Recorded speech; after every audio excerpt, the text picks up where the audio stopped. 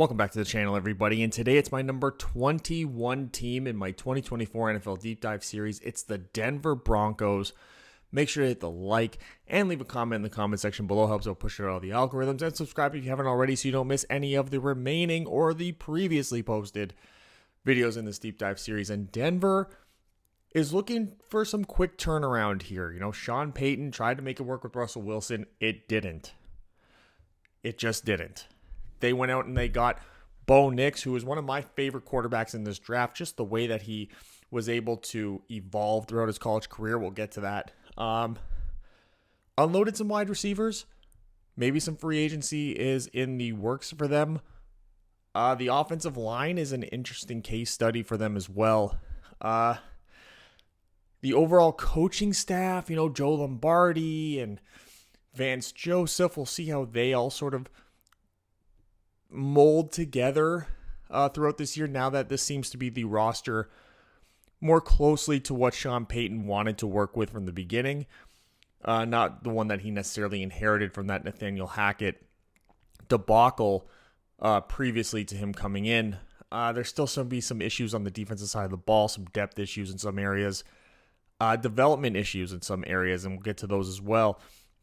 But I'm enthused about the future of the Denver Broncos. I think they're in a position with the guys that they have, the coaching staff in place, where they could surprise a lot of people. Now, they are the 21st ranked team for a reason. It's because I see them as sort of like this borderline fringe playoff team.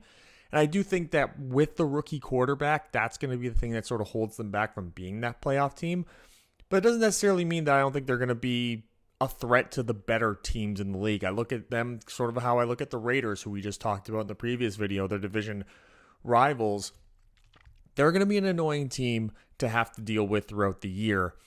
And it has to do with just the way certain position groups are structured, mixing in with the schemes and, the veterans with the young people. And there's just certain aspects of their game that they're going to be really good at, which is going to force the hand of opposing coaching staffs and teams that could end up working out in their favor.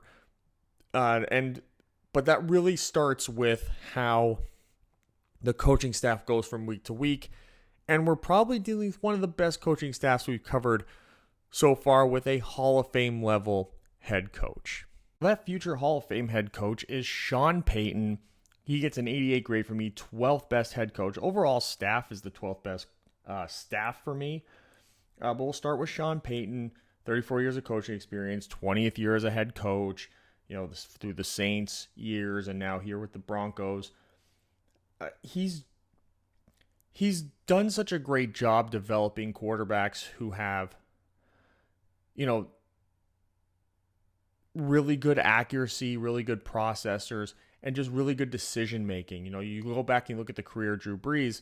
He set up a system for Drew Brees that made him a legendary quarterback. I think he has the most 5,000-yard passing seasons out of any quarterback in NFL history. And he did that with a plethora of different wide receivers, not necessarily a superstar wide receiver. You talk about Michael Thomas, who had a couple good years, and, Marcus Colston was another one in a couple of years, but there was a lot of variety of talent that he used in order to make those offenses work, both at the receiver position, even through the tight end position, though they did have Jimmy Graham for a while there during his prime. And then through the running back room, and the offensive line had a very variety of skills there. And I just really like what Sean Payton was able to do. Now, that time off and the league evolving, that's why he sort of falls out of the top 10 for now. Because you just never know, a coach coming back in, has it passed him by? Has the game passed him by? Those Saints teams were competitive, but they were riddled with inconsistencies for a while. And I think last year, once he settled in, I think this team started to excel. You got Joe Lombardi, who's his offensive coordinator, who does have a history with the New Orleans Saints, I believe.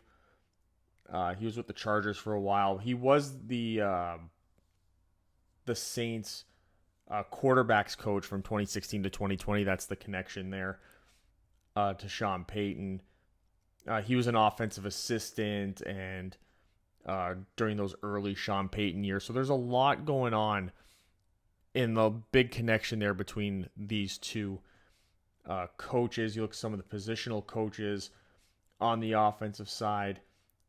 Pete Carmichael is the senior offensive assistant. He was the one sort of left to carry the ball for the Saints offense when Sean Payton retired. And he didn't do a great job. I kind of figured he wouldn't, but in combining him back with Sean Payton, I think that's where he can really shine, because Sean Payton, as the filter for a lot of these offensive concepts, was really what makes the difference for a lot of the production that you saw from those Saints teams. There's a lot of inexperienced coaches mixed in here.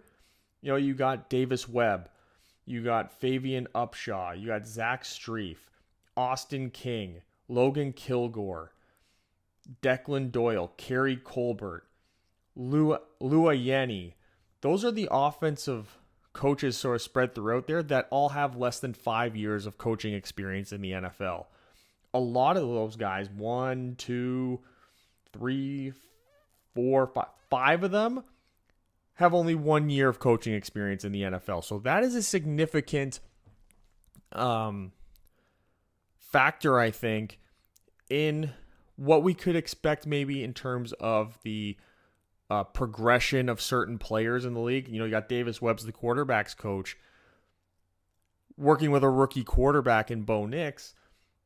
There could be perhaps some slow development there. Maybe Sean Payton has to pay closer attention and take much more of less of a CEO role and much more of a attentive role with the offense. Not that he was going to be unattentive, but I think just the lack of experience with a lot of these positional coaches, I think, will cause him to be much more attentive to the offense, which is why his hiring of Vance Joseph as the defensive coordinator, former Broncos head coach Vance Joseph, I think was a really appropriate move. If this was Sean Payton's just big plan from the beginning, bring a lot of brand new coaches in to, sort of keep him modern, but then have somebody with enough experience and head coaching experience, defensive coordinator experience to cover for maybe the things that he's not going to be so attentive to like he would otherwise. Vance Joseph, he's, was the Cardinals defensive coordinator. They were really good at forcing turnovers when he was there. Of course, there's, the infamous 72 to whatever game with the Miami Dolphins that sort of sits as the anomaly for Vance Joseph. But he's also got a lot of guys he's going to need to develop. He's losing Drew Sanders, who is going to be part of this developmental project on the defensive side of the ball.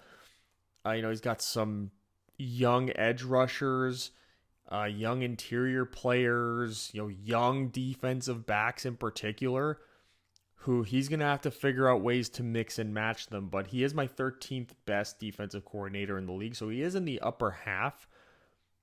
And I do believe that when you have a head coach, the 12th best head coach, who's going to give you, space to sort of work the way that you feel you need to based on the skill sets that you have on the roster, that I think we can see some success coming from this defense.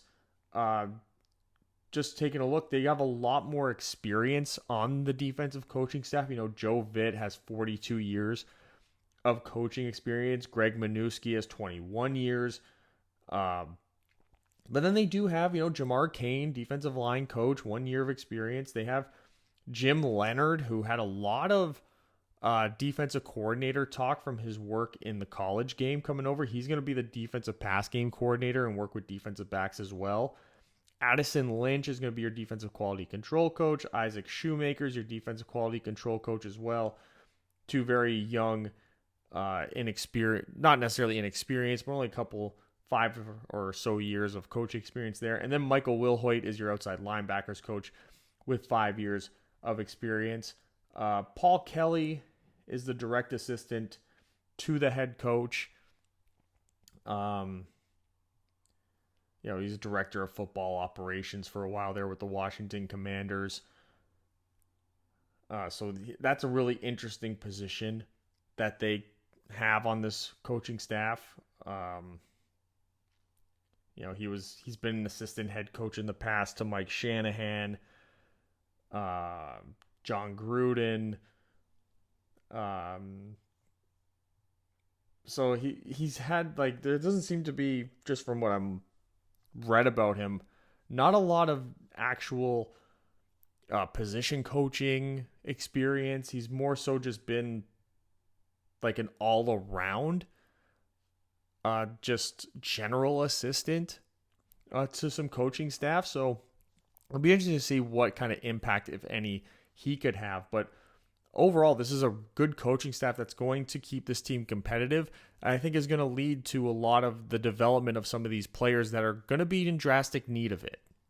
So now let's go to the quarterback, and it is Bo Nix, who they took in the upper half of the first round. He really was the perfect fit for this Sean Payton team. He starts with a 75, tied for 20th in the league. It's hard to rank a rookie quarterback that's like the 5th or 6th quarterback off the board very highly, even though it was a strong quarterback class. And I do consider him to be better than some of the quarterbacks taken ahead of him, at least from a week 1 perspective. He does seem, from all reports, to have the inside track on the starting job over Zach Wilson and Jarrett Stidham, which I think was kind of expected to begin with. But Bo Nix has such a tremendous asset he played college for a long time. Yes, he's a little bit of an older rookie. But he played in Auburn and he played at Oregon, and he excelled in both of those situations. And why that's significant is because Oregon and Auburn ran 2 very different college systems. And for a guy to make that transition in the middle of his college career, I think he made it in like the year after the COVID year or something like that.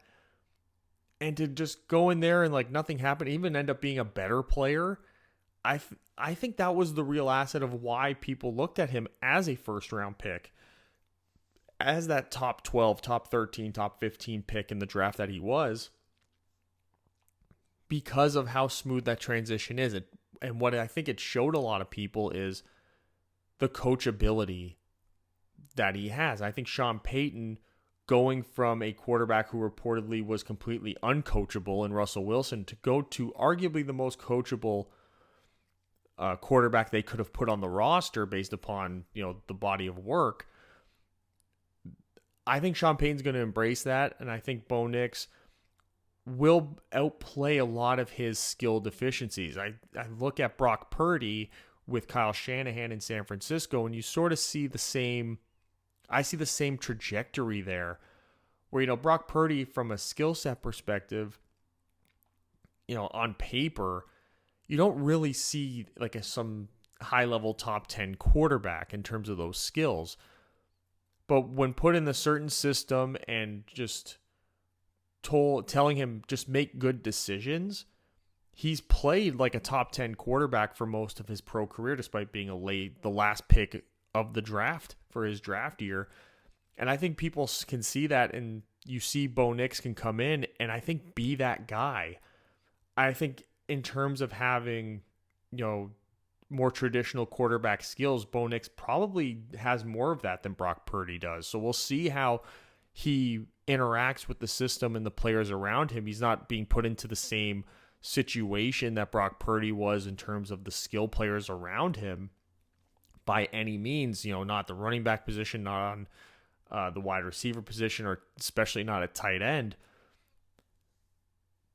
But could he play to the level of a top 15 quarterback? Could he put up top 15 quarterback stats and make this Denver team, that a playoff team, like that last wild card, second to last wild card team? I think absolutely. I think that he could be somebody who they'll never lose a game because of, just because of the situation Sean Payton will put him in and because of the football IQ that Bo Nix will bring in. So that's a tremendous asset that they have immediately out the gate that not a lot of teams bringing a rookie quarterback in, especially not the sixth quarterback taken in the draft, will have all that often. I think that is something that needs to be watched throughout the year. Moving on to the rushing threats, the backfield, the running game here, the running back room, it's tied for 28th as well.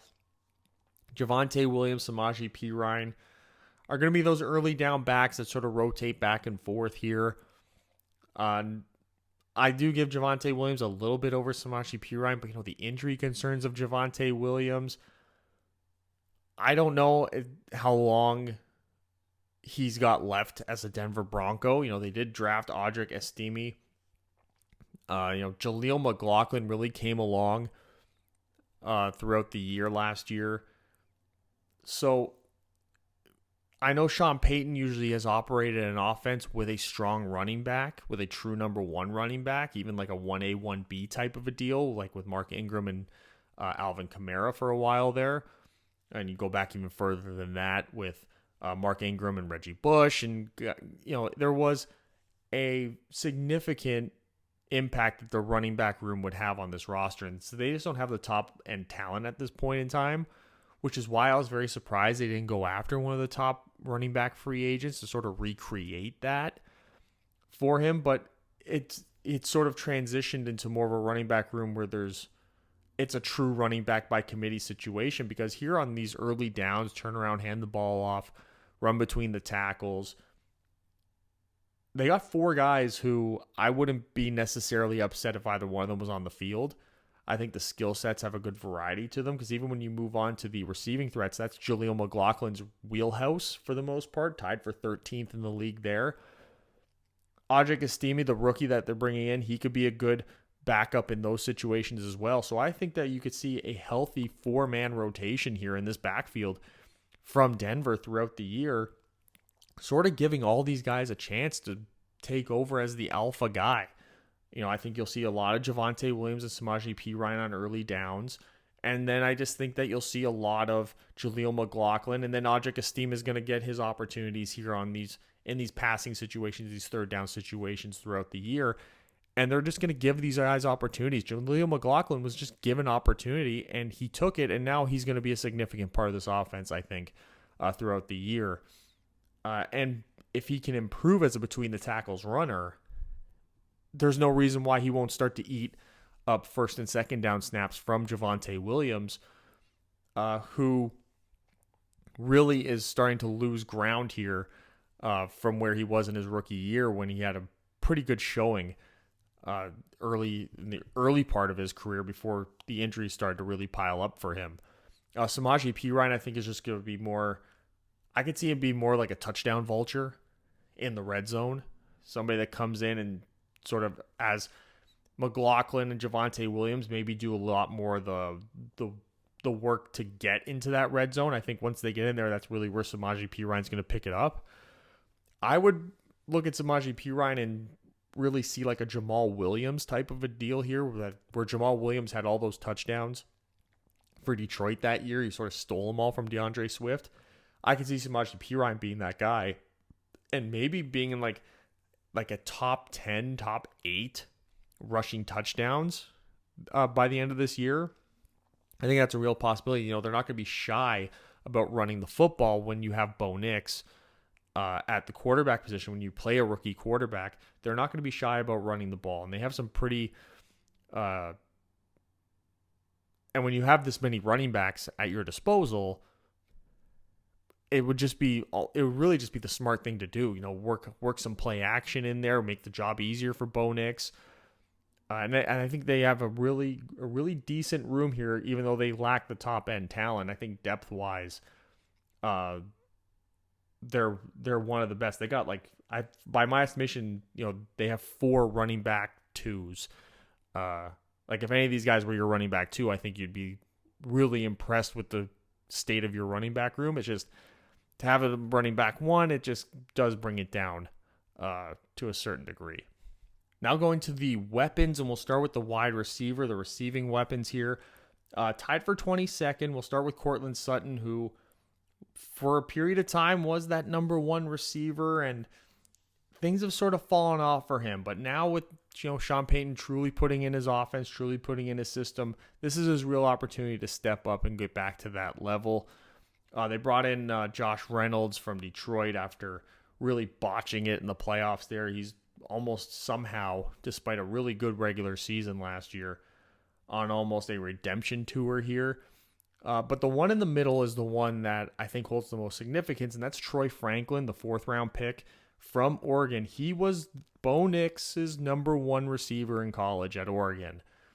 They created magic together for that offense. They were really great. Troy Franklin produced very highly and made Bo Nix look really good. So I think bringing that chemistry over is going to be something that can't be underestimated. I think that, people are talking about maybe Troy Franklin, being not necessarily somebody who's going to start right away. For me, I think that would be a tragic mistake, because you're giving your rookie quarterback an immediate person they can trust, an immediate person who knows the tendencies of their quarterback, knows where the quarterback's going to want him to be when facing certain zone coverages on certain route combinations.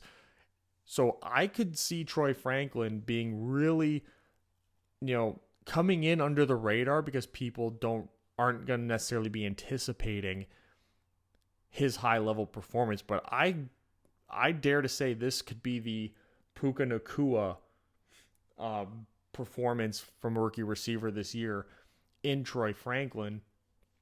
And they do have some pretty good depth at this group as well, with Tim Patrick is sitting there coming back. Is he going to make the team? Is he going to play? I think that's still up in the air, but they drafted Marvin Mims last year. I could see him getting on the field quite a bit. Lil Jordan Humphrey could be that gadget guy playing on special teams. Brandon Johnson, very low key under the radar, had a pretty damn good year at wide receiver. So they got a nice group of 7 here. With a mixture of different skill sets, just the way that Sean Payton likes to run it, that he could scheme up some things here and really make this offense efficient, despite the fact they're lacking a lot of that top-end talent. Then you move to the tight end room. We talked about him being used to having Jimmy Graham. They're tied for 30th here with Greg Dulcich. No real great tight end has emerged yet out of the amount of assets they've thrown at it. Michael Burton's in there as like a fullback, H-back type of a role for this team. One of the best, but not going to be much of a receiving threat come game day.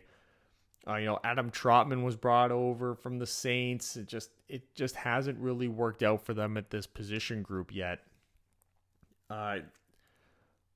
Granted, with the depth of the wide receiver room, the tight end position in this offense is going to be probably at best, the third read, the third targeted player, while the wide receiver room sort of splits a lot of those. I know between Courtland Sutton and Josh Reynolds and Troy Franklin and Marvin Mims, I think you're going to see a lot of rotations going in that sense, and maybe some more empty sets. They do have, Tim Patrick's a pretty big body guy. You can maybe put him as like a undersized tight end in certain situations. Maybe that's something that they do. I'm just throwing that out there. That's not something that I've heard been discussed. But, you get those 3 wide receiver sets. You want a bigger body out there to play in the slot. You can throw Tim Patrick out there rather than one of these tight ends. But you're also going to be in a system where, you look at Russell Wilson's history, ironically, outside of what he had with Jimmy Graham for a while there with the Seahawks. Tight ends have never really produced well with Russell Wilson at quarterback. He's always sort of been in a situation where it was almost tight end by committee. So no one's really ever stood out, outside of when they traded for Jimmy Graham. So maybe, you get a quarterback in here, and the tight end is usually the rookie quarterback's best friend in the passing game a lot of the time too. So maybe this is the time where we'll see one of these tight ends break out, because, in terms of measurables, Adam Trotman and Greg Dulcich, pretty good in that aspect, just haven't had the production behind it, and there's, injuries and, sort of losing out in camp and stuff. They're starting positions on multiple teams. Maybe this is the year that happens, and it's because Bo Nix just sort of by being a rookie will open up more opportunities for some of these tight ends. But again, it's just a group of weapons, so like between the running back room, the wide receiver room, and the tight end room here. They're just lacking that top end weapon, which I think makes it difficult to really project that this offense is going to be very good throughout this year. It's very difficult in terms of just measuring them by the skill set, how good the offense is going to produce. It's one of the worst in terms of that. But I think, the way Sean Payton is going to be able to coach, this is, again, one of these teams that's going to be really elevated by the quality of the coaching staff that they have. Because I think he's going to make some of these guys who may not necessarily be coming in with the highest amount of skill and upside produce better than players that we would look at and say, that guy's way better than Cortland Sutton or Troy Franklin or Josh Reynolds, or that tight end's way better than Greg Dulcich, but then the stats won't necessarily line up to that. But we'll see. This is really, by my opinion, based upon how last year went, this is Sean Payton's actual first year as the head coach of this team, because this is more his team than it was the previous regime. So we'll see how this all sort of pans out weapons-wise. Now, moving on to the offensive line, we'll start with the pass blocking, and they're the 17th in the league, sort of just right there in the middle for pass blocking. Where they're really lacking is at the center position right now. There's going to be like a three-man center battle, but I mean, no matter who wins it, you're not going to be necessarily getting a top-end center. You're getting one of the bottom centers in the league. Quinn Miners and Ben Powers, that's a decent little guard combination. Garrett Bowles, one of the top level left tackles in the game. Mike McGlinchey out there was a good free agency signing. They're working out a pretty decent offensive line here that I think does have a little bit of upside. If they can get one of whoever their starting center is right now, if Sam Mustipher is the guy for me in terms of just his overall skill set. But it could be Alex Forsythe. It could be Luke Wattenberg. If you can get a top 25 center out of this group that you have competing, maybe you can get this into the true upper half of the league in terms of pass blocking. The main concern here is just there isn't a lot of depth to project for this offensive line in general. And here's the depth for the pass blocking. Quinn Bailey is your sort of fourth interior offensive lineman, third guard on the roster. You don't really have depth at the tackle positions at all. Matt Pert, Palkazewski, and Throckmorton, who's sort of like a guard tackle. There's just not a lot here in terms of the depth, and that's a massive concern because the likelihood of this offensive line remaining healthy all year, it's just unlikely, very unlikely. So after Quinn Bailey, there's no one really to put in that would help this pass blocking even at all. When you get into the run blocking, they are much better as a group. They're top 10 in the league, 9th by my estimation. Quinn Miners, one of the best run blocking guards in the entire league. Mike McGlinchey, one of the better run blocking tackles. Garrett Bowles, very serviceable. I think Sam Mustipher is also quite serviceable as a run blocker. Ben Powers really just needs to step up his game. He was the free agency signing last year. Didn't really play all that well. Didn't play to the level that he did his last year in Baltimore. So you're hoping that you can get him back to that level that he was when he left the Ravens to come to Denver. But again, what you're going to see is severe depth issues for this offensive line. This is why the overall optimism for this offense, for me, isn't as high as it could be, just because if you lose even just one of these guys, even losing Ben Powers, who's sort of the weak link here to a degree based on his performance last year. If you lose him, you're in trouble, because you're going to put Quinn Bailey in and ensure you won't lose much in terms of the pass blocking, but you're going to lose a lot for the run blocking. And especially if you lose a guy like Quinn Miners, or you lose McGlinchey or something for a couple weeks, your offensive line is going to see a significant step back. And that's always going to be a problem for any team, is if you don't have at least two good offensive linemen in your depth, it could lead to a disaster. Offensive linemen missing a couple games a year is not rare. It's rare to actually have the same offensive line play together all year, every game. So to project that would be the case, and that this best case scenario here for the Broncos is what's going to happen, is just not realistic. So I think that could lead to also some problems here. And when you don't have a high-end weapon, a high-end wide receiver, a high-end running back, a high-end tight end, and you're dealing with a rookie quarterback, there's a lot of pressure here now on this offensive staff to come up with a scheme that's going to make this offensive line's job a lot easier than they would probably have to otherwise, especially, again, if they pick up some sort of injury to one of these tackles or to one of these guards.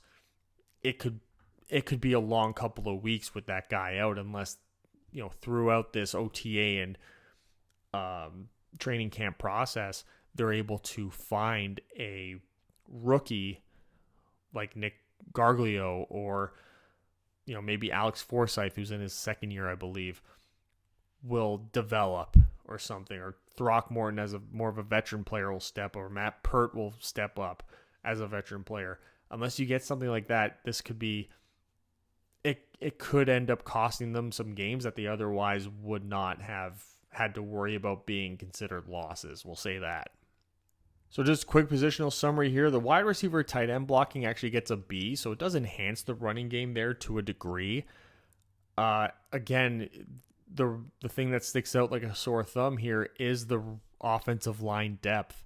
Outside of the starting five, just not a whole lot there, and I think that is a legitimate cause for concern for this team. So overall, this is the 31st ranked offense, 30th pass offense, and the 18th ranked running game. They will be able to lean on the running back by committee. The fear is they just find themselves behind in games. It's going to be a struggle to get them back into it.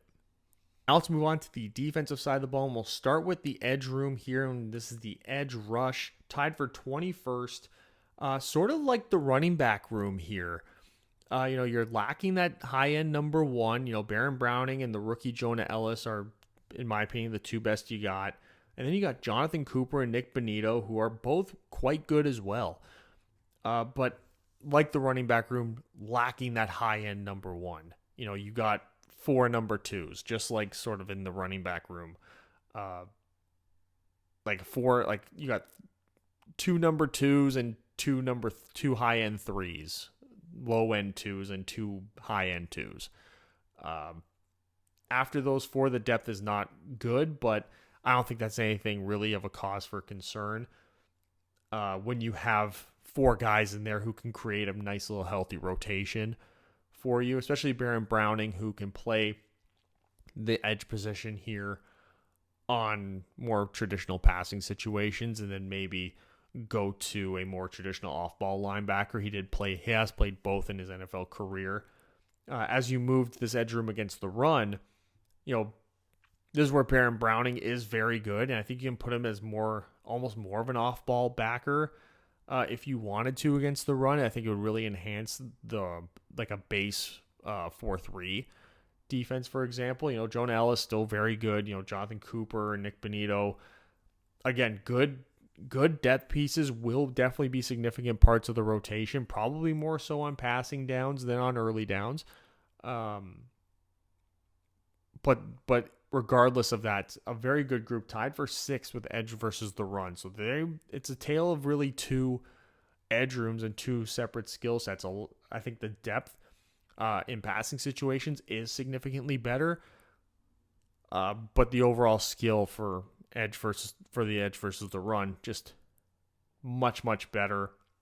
Then when you move into the interior of the defensive line, it gets a little squishier for the interior rush. They acquired John Franklin Myers. They have Zach Allen. My concern for these are the two best ones you got for the interior rush. Yes. They kind of play the same position. They're kind of both like 3-4 defensive ends. You saw a lot of John Franklin Myers on early downs for the Jets as a defensive end, as a straight up 4-3 defensive end, and then kicking to the inside with Quinnen Williams on passing downs. It'll be interesting to see if he's used in the same way here by Denver, and you bump Baron Browning to more of a traditional off-ball linebacker. Does John Franklin Myers kick out to be more of a traditional defensive end on those early down situations? Because he is still quite good in that scenario. It would create the best four situation. You then would bring in Malcolm Roach on these early downs to pair him up with Zach Allen on the interior to create this tied for 17th best run stuffers. But overall, again, a lacking of a high end edge rusher and interior defensive lineman. The depth for the run stuffers, I think, will create a nice rotation because you can play four guys, maybe even five. DJ Jones, how is he going to step up? He needs to significantly step up his role, for them to play him at that nose tackle spot because he just hasn't been very good. He wasn't very good last year at all. Just not somebody that, when he's on the field, you're comfortable you're going to get some high-level production out of. And there's a lot of guys that are much better in front of him. So how they work this front four rotation is going to be, again, something to watch with Vance Joseph. This is, again, the defensive equivalent to what the running back and wide receiver room is going to be on the offensive side of the ball. Who's going to break out? Outside of Baron Browning against the run, who's a top-level talent on this front four? I think it's yet to be seen and something to watch. Moving on to the linebackers here. And linebackers in coverage, they are 23rd in the league. Alex Singleton and Cody Barton will be your top two guys. You see Drew Sanders there in the red. He's injured, probably won't play at all this year. If he does, it'll be towards the end of the year. He was somebody that you were really looking to develop this year and give opportunities to, so he could develop and become, he was almost picked him and Baron Browning are almost of the same skill set. Like Baron Browning drafted as an off-ball linebacker, ended up settling in as more of an edge player, 3-4 outside linebacker. Drew Sanders, I don't know that he's not going to end up being sort of the same thing. He was, when he was drafted, looked at somebody who was an effective blitzer, but then needed to develop in all other aspects of more of traditional linebacker play. Cody Barton was absolutely horrific for Washington. Not that serviceable as a third down linebacker, but to say he's going to get snaps over Alex Singleton, I think is going to be a mistake, because when you get to, linebackers in the run game, Alex Singleton is pretty damn solid at that. They just have no depth for that position. Justin Strnad comes in as your second best linebacker against the run. Don't really have a third linebacker here. So, they do play a 3-4 defense most of the time anyway. That's sort of their base formation. So I think you're more likely to see Alex Singleton and Justin Strnad, maybe even Lavelle Bailey, the rookie, than you are, I think, Cody Barton. I think Cody Barton becomes more of a straight-up special teams player and a rotational player, doing spot duty. But overall, a below-average running back, linebacker room here. but I think that you do have a decent number one linebacker here in Alex Singleton that will hopefully create some continuity throughout the defense. He's going to be the green dot out there, you would assume. But who's going to break out next to him? Who's going to be a guy who shines in some aspect of the game other than him is the real question marks. Going to the defensive backs now, we'll start with the cornerbacks. It's the 7th best cornerback room with a true number one, arguably the best in the business, Patrick Surtain II, Patrick Surtain Jr., whatever his connotation is, PS2, as he's nicknamed. One of the best, true number one, put him on an island, follow the team's best wide receiver around, lock down, easy.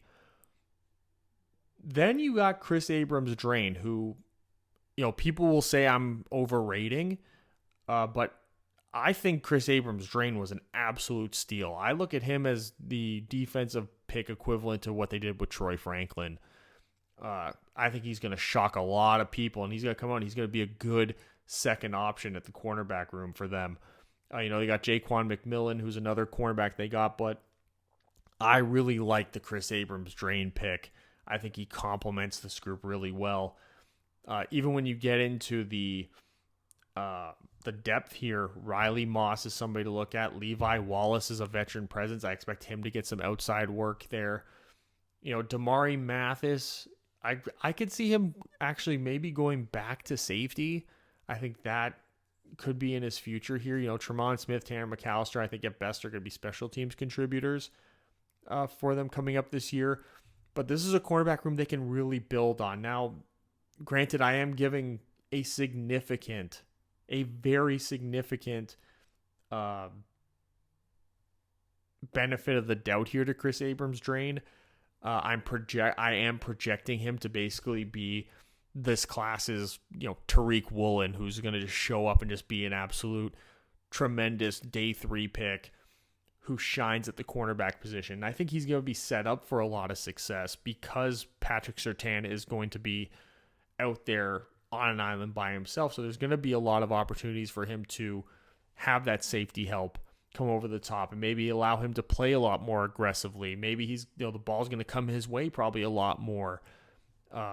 So I think that if he can work his way, if he can show what I think that he has in OTAs and training camp, he could be a real threat. Jaquan McMillan and Riley Moss, I think, will be competing along with Levi Wallace for more reps as well. But I would estimate these are your 5 moving forward. And then it's going to be, does Damari Mathis move back to safety? Is Tremont Smith kept for like a veteran special teams presence? We'll see how that turns out. Then when you move over to the safeties, they brought in Brandon Jones from the Miami Dolphins.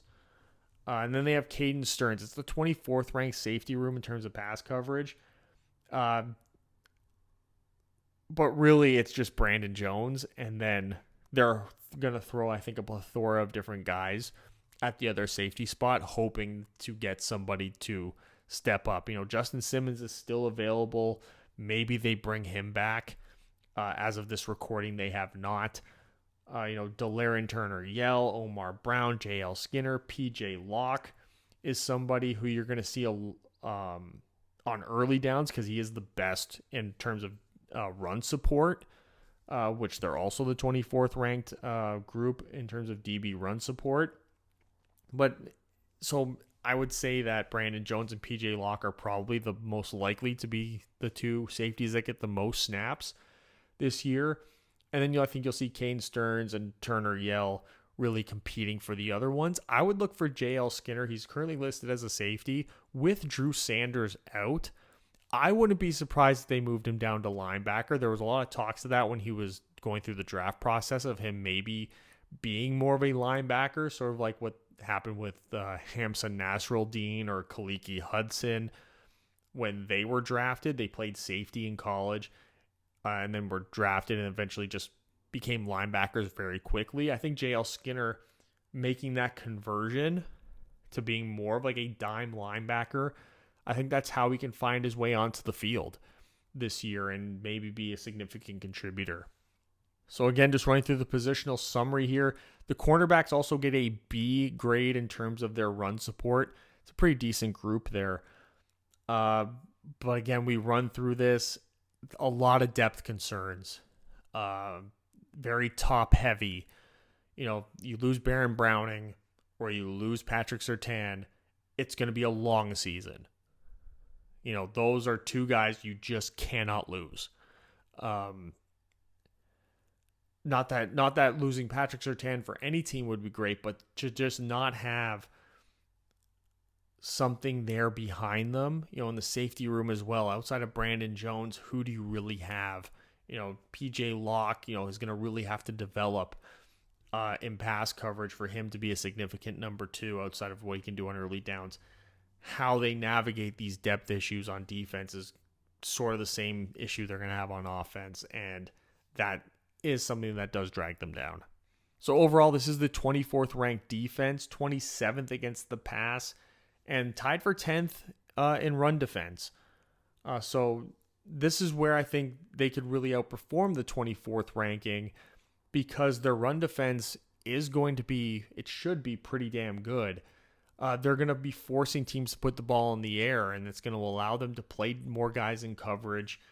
Patrick Surtain's going to have his, side of the field locked down. So it's going to open up opportunities for, if you can get guys to play more of a ball hawking style defense, play super aggressive, you could have games where this defense looks very dominant and definitely better than the 24th ranked defense. But again, they're one injury away from potentially looking like the worst defense in the league some weeks. So it's going to be a real boom or bust year, I think, for this defense. So the full summary, they're overall ranked 21st in the league with the 12th best coaching staff, 31st ranked offense, and 24th ranked defense. Definitely a team that has,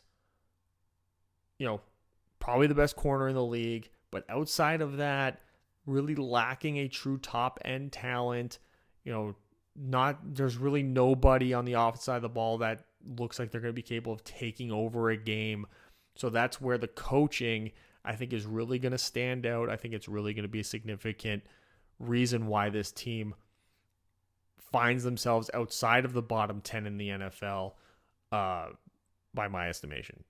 And there you have it, my number 21 team in my 2024 NFL Deep Dive Series, the Denver Broncos. You made it this far. Hit the like and leave a comment in the comment section below. Subscribe if you haven't already so you don't miss any of the next videos.